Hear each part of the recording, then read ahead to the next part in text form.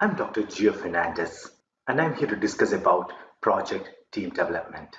In my previous videos, we have discussed about project management. We have also discussed about the role of human resource in projects.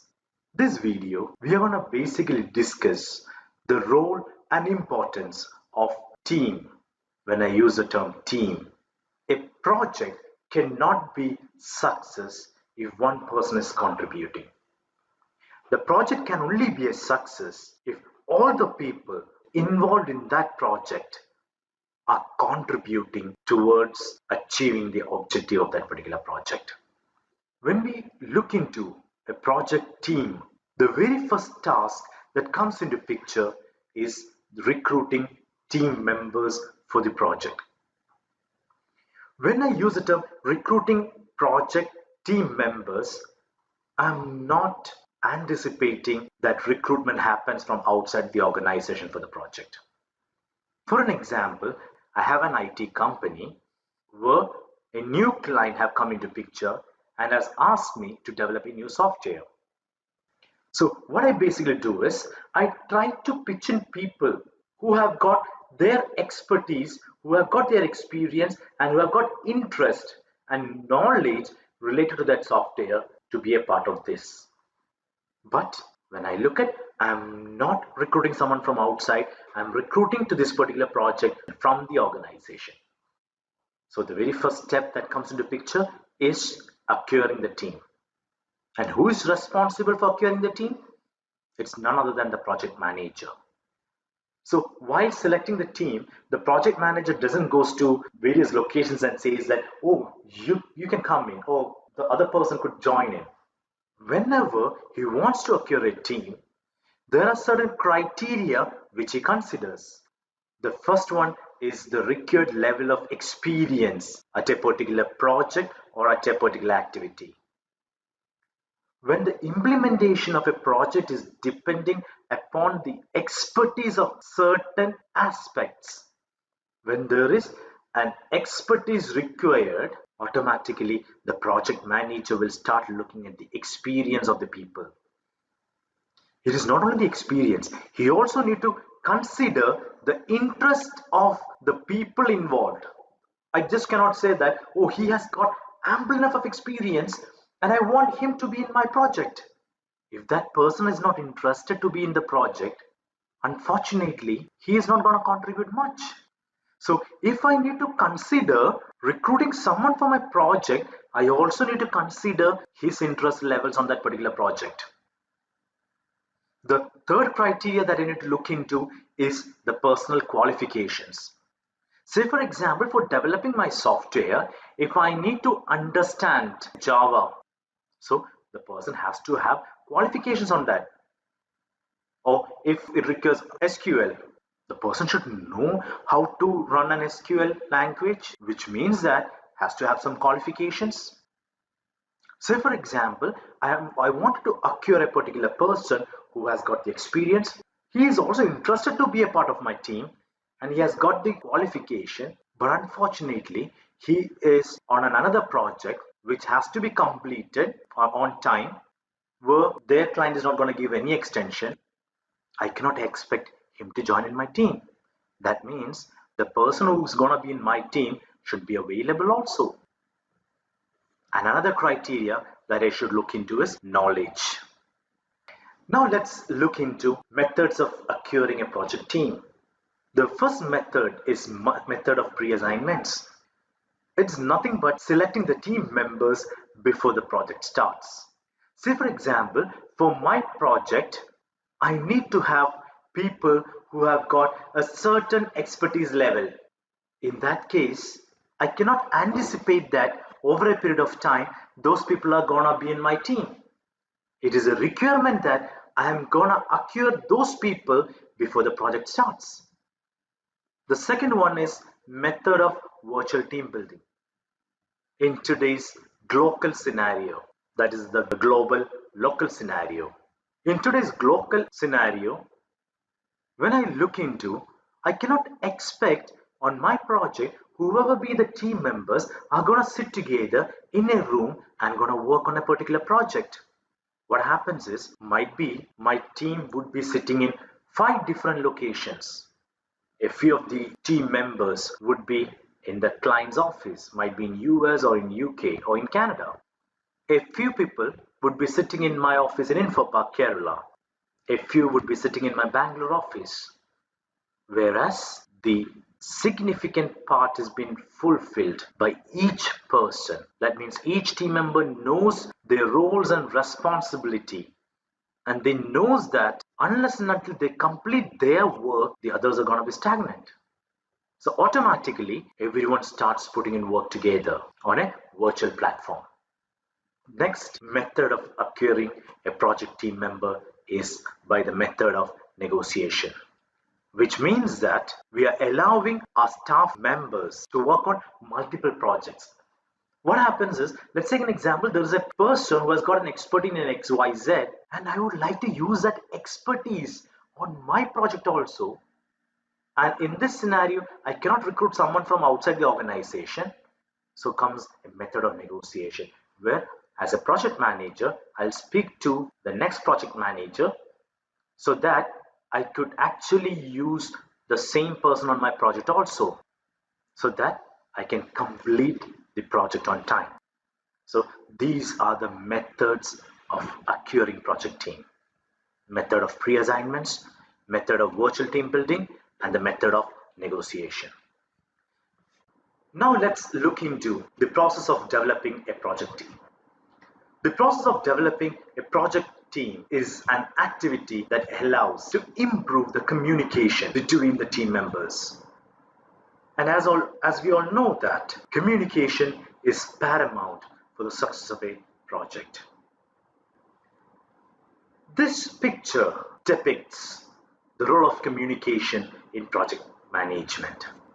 When you look at this, my salesperson or my team member who have gone to understand about the project, this is how the customer has explained what he actually needed. And this is how the person who have gone, let's take an example, project leader who have gone, have understood what the client wants. During planning, this is how they have planned. So I'm talking about if it's a software here, this is how the planning has been done, and this is how my programmer have wrote the program for the software.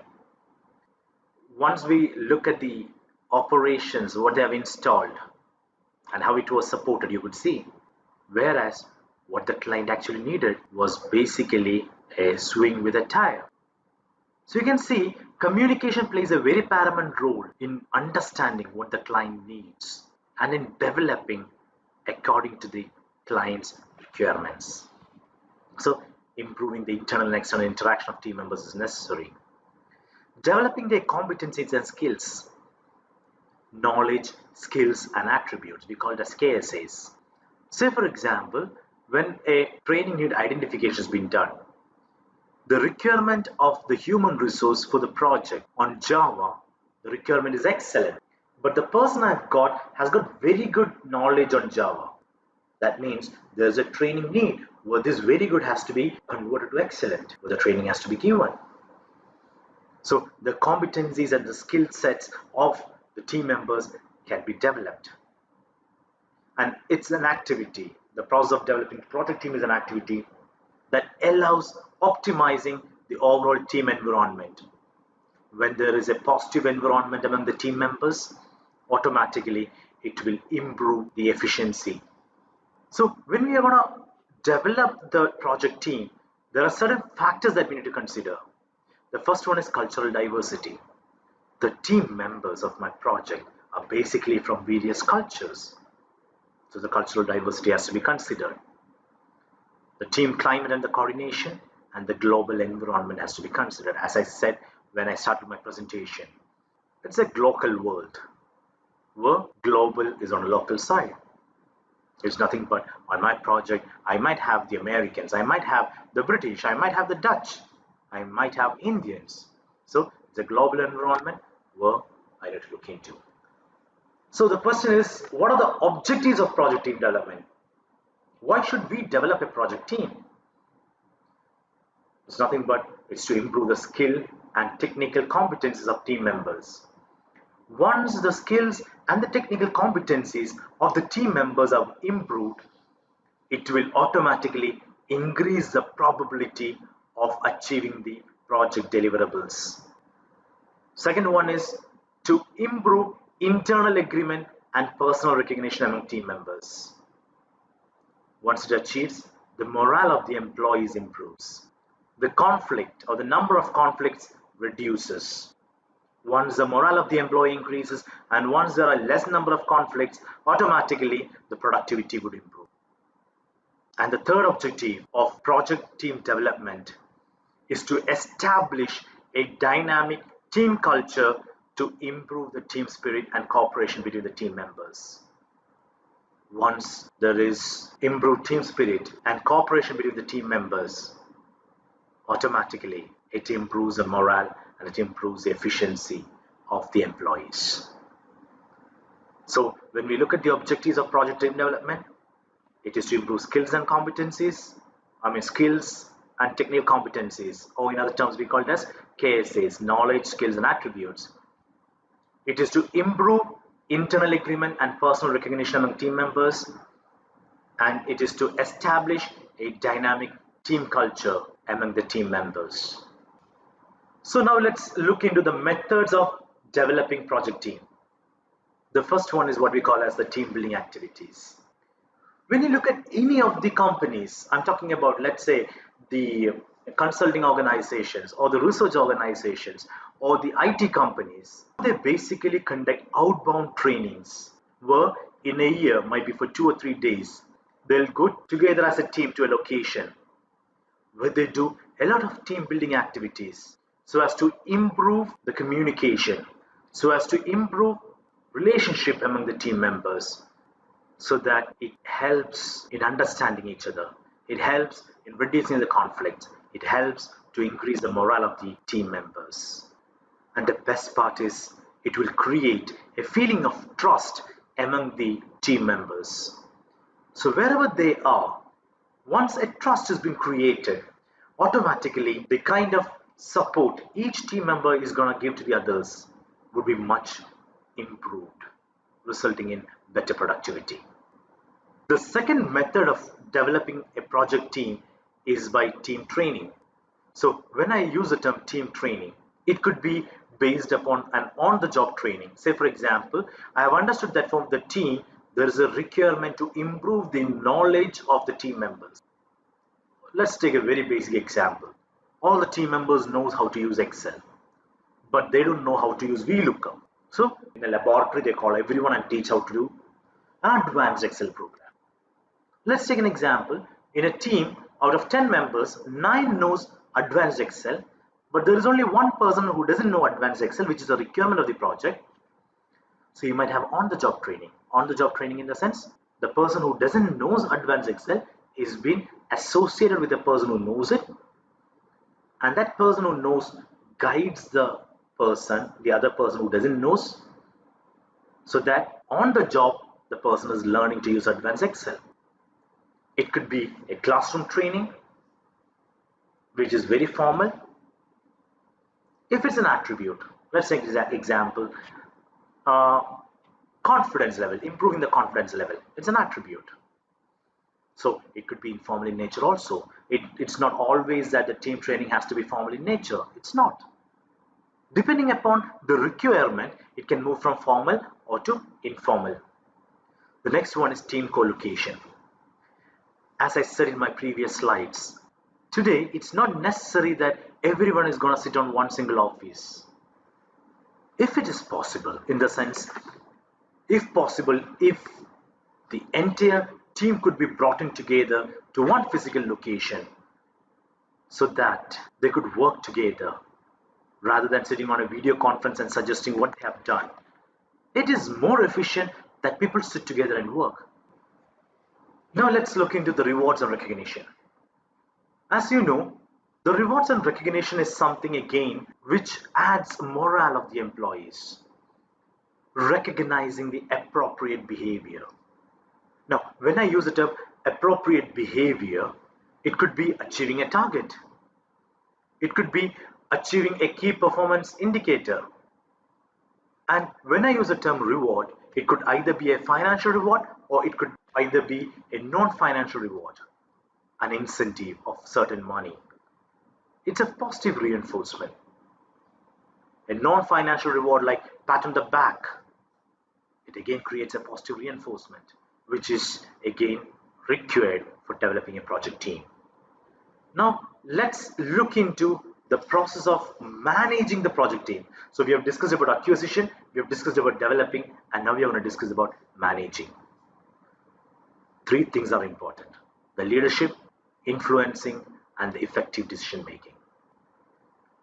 When I look at leadership in a project, the project manager, he should be able to focus on the vision of the project, to understand what is the deliverable or the predetermined objective of the project, and he should be able to make the project team members understand the deliverables. He should be able to communicate it in a better manner. As a leader, he should address the specific team management challenges, which helps to create better morale of the employees.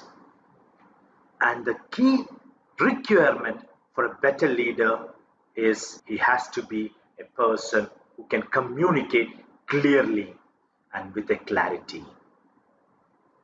The next one is what we call as influencing. Influencing is critical for bearing influence on the project stakeholders and on their decisions.